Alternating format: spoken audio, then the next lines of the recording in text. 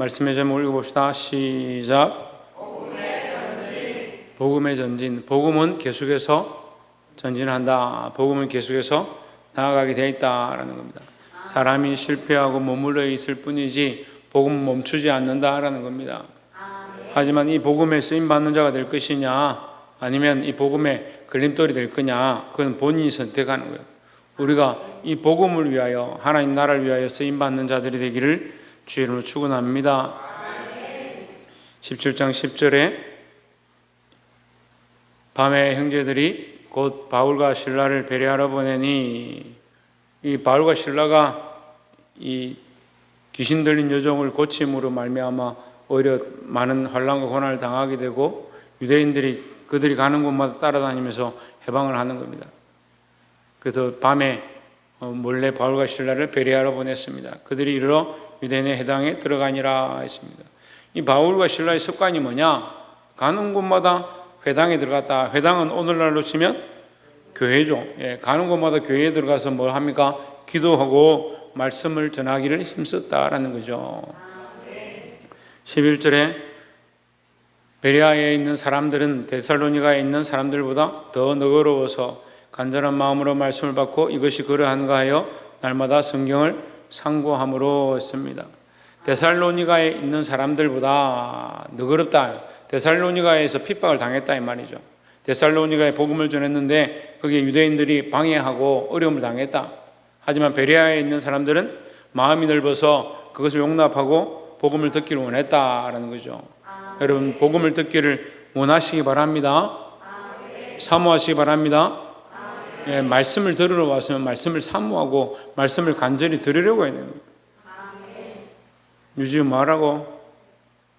말씀을 말씀을 들으려고 해야지. 응? 저희 참 뭐하라고? 그래, 말씀을 들어야지. 그렇지, 말씀을 들어야 돼. 내보고 들어야 돼. 네가 들어야지. 말씀을 들으시기 바랍니다. 말씀을 받고 이것이 그러한가 하여 날마다 성경을 상고함으로 했습니다. 말씀을 믿고 말씀을 받아들이고 나서 보니까 성경에 말씀이 그러한가, 말씀을 다시 한 번 더 펴서 성경을 펴서 연구하기 시작했다. 그래서 이것이 성경 공부에, 오늘날 성경 공부의 토대가 되는 겁니다. 우리는 말씀을 그냥 받고 멈추는 것이 아니고 말씀을 가지고 성경을 가지고 연구하고 공부해야 된다라는 거죠. 그래서 늘 말씀을 읽고 묵상할 수 있는 자들이 되기를 소망합니다. 12절에 그 중에 믿는 사람이 많고 또 헬라의 기부인과 남자가 적지 아니하나, 많은 사람들이 돌아왔습니다. 앞에서도 데살로니가 교회에서도 헬라의 기부인과 남자들이 돌아왔지만 여기서도 마찬가지로 돌아오기 시작했다. 13절에 데살로니가에 있는 유대인들은 바울이 하나님의 말씀을 베레아에서도 전하는 줄을 알고 어떻게 했습니까? 거기까지 쫓아왔다. 거기도 가서 무리를 움직여 소동하게 하거늘 했습니다. 이런 핍박이 어디 있습니까? 복음을 전하는데 그들이 힘들게 하고 고통스럽게 해서 어쩔 수 없이 그 자리를 떠나서 다른 곳에 가서 또 복음을 전하고 전도하고 교회를 세워가고 있는데 거기까지 따라왔다. 거기까지 따라와서 그들을 괴롭게 하더라. 그러면 이 정도 했으면 바울과 실라도 그만해야죠. 힘드니까. 그죠? 그래서 여러분 전도 안 합니까? 여러분 성경학교 때 아이들이 50명이 넘게 모였는데 조금만 연락해도 아이들이 모일 것 같고 와서 기도할 것 같은데 교사들이 아무것도 안 해요. 여러분 성경학교 하기 전에는 목에 피가 나도록 기도하는 것 같더니 여러분 성경학교 끝나고 나니까 아무것도 안 하고 있는 것 같아요. 아니, 고기를 다 잡아서 바구니에 담아줬는데 왜 가만히 있습니까? 지금 더 기도해야 되죠. 기도해야 하라니까 뭘 기도해야 될지도 모르고 왜 자꾸 목사님 성경학교 하기 전에도 내가 열심히 기도했는데 지금 와서 뭘 기도하라네. 아이들이 지금 교회에 발을 디디고 성경학교 제가 준비를 하는데 동네 아이들이 와가 지나다니면서 뭐라고 하냐, 목사님 이제 꼭 교회 가겠습니다. 이제 교회 다니기로 했습니다. 교회 다니기로 했대. 성경학교 하기 전에. 그 성경학교 때 많이 왔더라고. 그 다니기로 한 아이들이 어디 갔어요? 아이고, 목사님 열심히 기도를 안 해서 그렇죠. 그래 죄송합니다. 제가 더 열심히 기도할게요. 여러분 뭐합니까? 아이들을 한번 연락이라도 좀 하고 전화도 좀 하고 그걸 다 데려와가지고 지금 교회를 마당을 다 밟고 교회에 대한 이 인식이 많이 좋아졌는데 왜 가만히 있냐고. 그죠, 아내야? 은결아, 그자? 애들이 교회 좀 좋아졌다, 이가 교회 좀 좋아하잖아, 그래도. 성경학교 하기 전보다 많이 좋아졌는데 왜 가만히 있습니까? 하다못해 기도라도 해야지. 하다못해 여러분 하나님 축복하셔가지고 무한 통화 가능하잖아요. 무제한 통화 아닙니까? 왜? 무한한 은혜를 주셨는데 왜 통화를 안 합니까? 통화한다고 돈 드는 것도 아닌데 왜 통화를 안 해요? 전화를 하시고 아이들 좀 챙겨보시기 바랍니다. 베레아까지 쫓아와서 핍박했다. 그런 사람도 없잖아요, 지금. 여러분 뭐 전화한다고 교회까지 쫓아와서 핍박하는 사람도 없고 교회 쫓아와봤자 목사님밖에 더 괴롭히겠습니까? 저는 괜찮다니까요. 전도하시기 바랍니다. 우리를 움직여 소동하게 하거늘 그런 고난과 핍박이 있었다. 그러나 14절에 형제들이 곧 바울을 내보내어 이런 핍박이 있으니까 바울이 또 다른 곳으로 옮기게 됐습니다. 바다까지 가게 하되 실라와 디모데는 아직 거기 머물더라. 15절에 바울을 인도하는 사람들이 그를 데리고 아덴까지 이르러 그에게서 실라와 디모데를 자기에게로 속히 오게 하라는 명령을 받고 떠나니라. 복잡한데 그냥 바울이 먼저 가고 뒤에 실라와 디모데도 빨리 같이 보내달라 이렇게 바울이 요청했다. 그래서 같이 오고 있는 중에 실라와 디모데가 오고 있는 사이에 이 사건이라는 거예요. 16절에 바울이 아덴에서 그들을 기다리다가 아덴은 어디냐? 아테네입니다. 아테네. 지금 영어로 쓰면 아덴이죠. 우리가 한국식 발음이 아테네인데 이게 아테네 그리스 아테네예요. 로마하고 그리스는 사실 지역은 다릅니다. 지금 우리가 지도를 보면 그 로마는 이탈리아 쪽 구두처럼 생긴 지도가 되어 있고 이 아테네는 약간 이게 뿔 모양으로 이렇게 되어 있습니다. 근데 인접한 나라죠. 그 아테네에 바울이 갔는데 복음을 들고 유럽으로 가다 보니까 이제 아테네까지 그리스까지 왔습니다. 마지막에 이제 로마까지 가서 이제 죽음을 당하지만 이 아테네에 이르렀는데 아테네에 들어가 보니까 그 성에 뭐가 가득하냐? 우상이 가득해요. 입구부터 막 우상을 만들어 놓은 많은 사람들이 우상을 쫓고 거기 이제 문화가 막 발달하니까 마음에 화가 났다. 문화가 발달돼서 그들이 뭐하냐? 문화가 발달되면 하나님을 더 섬겨야 될 건데 문화가 발달하고 과학이 발달할수록 하나님을 더 찾아라고 과학을 주시고 사람이 과학 기술을 통해서 물리학을 통해서 우주를 정복하고 사람의 신체를 정복하고 미생물을 정복하면 할수록 뭘 발견하게 되냐면 하나님이 살아계심을 알게 되는 게 원리예요. 자연을 보면 볼수록 하나님 정말 살아계시구나. 사람을 보면 볼수록 이것이 우연히 되어진 것이 아니구나. 그걸 보는 것이 원칙이고 하나님 그렇게 만드셨는데 인간은 자꾸 뭐 합니까? 그 지식에 빠지는 거예요. 지식에 빠지는 거예요. 그래서 이 사람들이 문화가 발달하고 기술이 발달하고 문명이 발달하니까 자꾸 뭐 하냐? 하나님 안 찾고 뭐요? 우상을 만들어.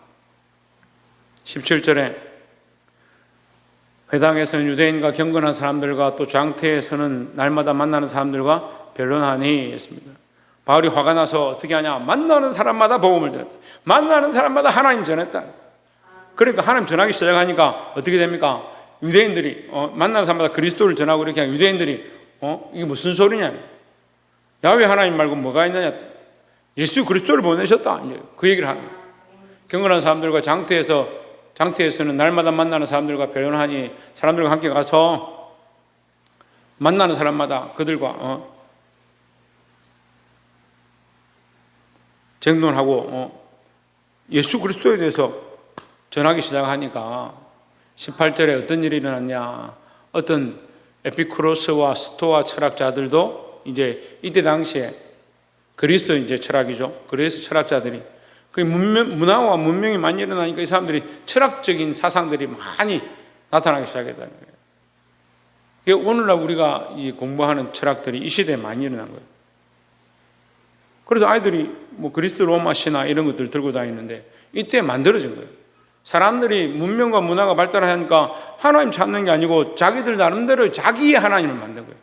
자기들이 하나님이라 생각하는 그 신들을 신화로 만들어내고 그림으로 만들어내고, 그래서 그런 철학들이 나오게 됐다. 스토아 철학 같은 경우는 아이들 이제 근대사 책에도 나옵니다. 스토아 철학자들도 바울과 쟁론할 때 어떤 사람은 이르되 이 말쟁이가 무슨 말을 하고자 하느냐, 왜 말쟁이를 합니까? 말을 해서 못 이기거든요. 이길 수가 없거든. 논리 정연하고 앞뒤가 딱 맞는 겁니다. 그러니까 말쟁이다는 거예요. 하고 어떤 사람들은 이르되 이방 신들을 전하는 사람인가 보다. 우리가 믿는 신을 전하는 게 아니고 이방 신을 전하는 사람인가 보다. 이들이 말하는 이방 신들은 뭐예요? 예? 이 사람들이 말하는 이방 신은 뭐예요? 예수님이죠. 예수님. 하나님하고 예수님을 전하는 거죠. 이 사람들이 우상을 섬기고 있으니까 바울이 와서 얘기하는, 잠이 와요?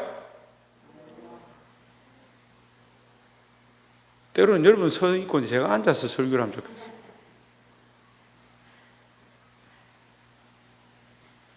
이 사람들이 이방신을 전하는갑다 하는 이 이방신은 뭐냐?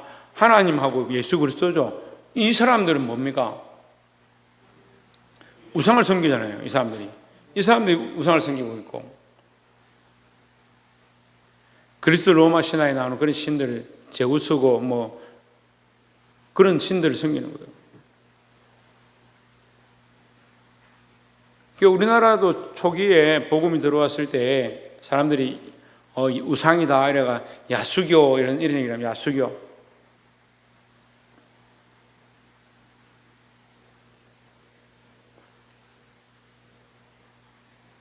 우리가 갑자기 기억이 안 나나. 순교사님, 순교자, 거기 창원에 사모님, 우리 무슨 순교자고, 그 목사님. 신서참배에 반대하고, 주기철, 이제 조라 생각하니까 생각이 나요. 주기철 목사님 순교 기념관에 갔을 때 거기 책에 보면 야수교 이래가지고 야수교 믿는다고 핍박했다 이렇게 기록되어 있습니다. 그 야수교 처음에 예수교라 이렇게 안 하고 야수교 이렇게 했어요. 그러니까 처음 들어오니까 이 사람이 이방 귀신이다 막 이렇게 서양 귀신이다 이런 얘기를 하는 거예요. 이 사람들은 자기들이 섬기는 우상이 있으니까, 자기 섬기는 신이 있으니까 예수님 믿는 것을 이방신이다 이렇게 말했다는 거예요. 이는 바울이 예수와 부활을 전하기 때문이라, 여기 기록되어 있잖아요.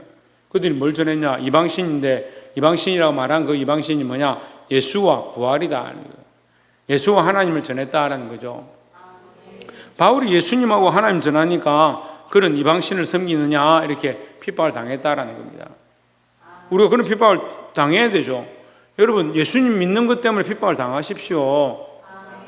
아무 말도 하지 않으니까 핍박이 없지요. 전도도 안 하니까 핍박이 없지요. 기도도 안 하니까 어려움이 없지요. 여러분, 복음 전하는데 힘쓰시길 주 이름으로 축원합니다. 19절에 그를 붙들어 아레오박으로 가며 말하기를 내가 말하는 이 새로운 가르침이 무엇인지 우리가 알 수 있겠느냐. 한번 너 얘기를 해봐라. 한번 들어보자. 20절 내가 어떤 이상한 것을 우리에게 들려주니 왜 이상하냐? 세상의 신들과 세상의 신화와 이론들은요 사람들이 만들어낸 얘기예요. 그러니까 앞뒤가 안 맞아요. 말이 안 되는 얘기들을 많이 합니다.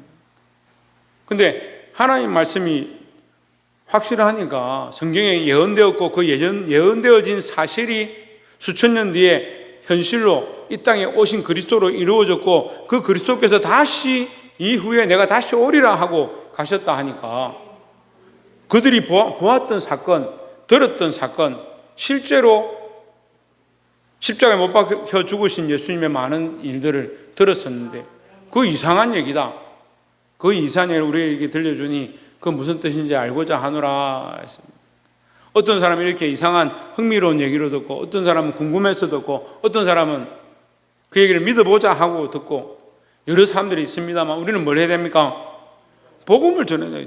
전하는 자가 없으면 누가 듣겠습니까? 어떻게 듣겠습니까? 전달하는 사람이 있어야 그 복음을 들을 수 있다라는 거죠. 복음의 전제는 여러분이 하지 않아도 일어납니다. 내가 하지 않아도 복음은 흘러가게 되어 있습니다. 하지만 우리는 뭘 할 거냐? 이 복음이 흘러가는 것에 쓰임받는 자가 될 거냐? 아니면 이 복음을 가리는 이 복음을 가리고 하나님의 영광을 가리는 어리석은 자의 자리에 설 거냐? 오늘 여러분 선택하시기 바랍니다. 이 복음을 위해서, 이 복음이 전해지는 것, 이 복음의 전진을 위해서 쓰임받는 자, 전도하는 자. 우리 군인 한 명이 제대했는데 제대해서 사모님하고 상담을 하면서 처음 고백하는 말이, 저는 전도하는 사람이 되겠습니다. 전도를 회복하겠습니다. 얼마나 이쁜지.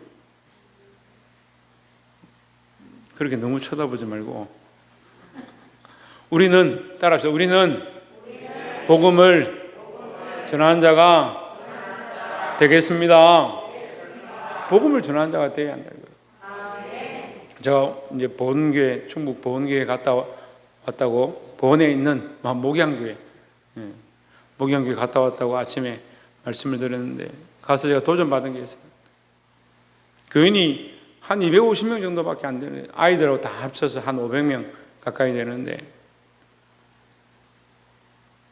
1년에 교회 빚을 3억 5천씩 갚는데, 1년에 3억 5천 갖고 선교사들한테 선교하고 도와주는데 5천만 원. 그리고 한국에 있는 교회들 이렇게 도와주는데 수천만 원씩 쓴 거예요. 저 깜짝 놀랐어요. 저도 나름대로 우리 교회 선교하는데 많이 쓰고 주위에 있는 사람들 도와주는데 많이 쓴다 생각하는데, 이게 쓰는 단위가 다른 거예요. 동그라미가 좀 달라요. 우리는 몇 개 없는 거예요. 아, 정말 대단하구나. 근데 이 목사님이 뭐라고 하냐면, 전도하는데 정말 목숨을 건다. 그래서 교회가 한 번은 전도하는데 총동원 전도주의를 했는데, 1등 전도 제일 많이 한 사람한테 얼마를 줬느냐? 1등 한 사람한테 얼마 줬을 것 같아요? 1,000만 원 줬대요. 1,000만 원. 제가 동그라미 다르다 했잖아요. 1,000만 원 줬대요. 1등 전도 제일 많이 한 사람한테 상금으로 현금 1,000만 원 줬대요. 1,000만 원 하니까 이제껏 멍하겠다고 1,000만 원 준다니까. 1,000만 원 받아서 전도하는 게 아니고, 전도가 그만큼 귀한 것이기 때문에 그런 상을 준다는 거죠. 아이고, 돈으로 뭐든지 하느냐? 돈으로 하려고 하는 목적이 아니라, 전도하는 것, 한 사람을 복음으로 돌아오게 하고 예수님 믿게 하는 것이 그만큼 크고 중요한 사실이기 때문에 그런 투자를 한다는 거예요. 그래, 1등한테 1,000만 원 줬는데 거기 1,000명이 왔대요. 1,000명이. 전도하는 날 정말 1,000명이 넘게 왔대요. 그러니까 교회가 터져나가 자리가 없어가지고 한 250명 왔는데 예배를 4부로 드렸다는 거예요. 250명씩. 복도에도 앉고 막 이렇게 해가지고 4부로 드리고, 그 1,000명 중에 몇 명이 예수 믿겠다고 결단했느냐? 250명이 결단했다. 그래서 원래 교회는 250명이었는데 1,000명이 오고, 그래 1,250명이죠. 오고 그 예수 믿겠다고 한 사람, 교회 다니겠다 한 사람이 250명에서 그 다음 주부터 500명 넘게 예배를 드렸대요. 코로나 터져서 지금 많이 줄어서 250명 예배 드리는, 아이들까지 합치면 뭐 한 400~500명 된대요. 참 존경스럽다 했어요. 저는 숫자에 사실 별로 중요하게 생각하지 않지만, 우리가 어디에 관점을 두고 어떤 노력을 할 거냐. 여러분, 헌금 많이 하라, 제가 그렇게 말하고 싶지 않아요. 그거 하나님 앞에 드리는 거요. 여러분이 드려서 뭐 합니까? 교회가 정말 선교와 복음을 위해 쓰지 않고 제가 엉뚱한 데 쓰고 있으면 여러분한테 열심히 하라고 할 필요가 없죠. 근데 정말 복음을 위해 쓰고, 아이들 살리는 데 쓰고, 어린 생명들 위해 쓰고, 선교하는 데 쓰고 있다면, 우리 교회가 그렇게 쓰고 있다면 우리는 더 열심히 전도하고 헌금하고 봉사하고 해야 될 것이다 라는 거죠. 어디서? 하나님 앞에서 저도 하나님 앞에, 여러분도 하나님 앞에, 저도 그리스도 앞에, 여러분도 그리스도 앞에, 저도 성령님의 인도함을 따라서, 여러분도 성령님의 인도함을 따라서, 저도 양심껏, 여러분도 양심껏 늘 기도하고 전도하고 이 복을 위해 쓰임받는 저와 여러분 되시기를 주의 이름으로 축원합니다. 기도하겠습니다.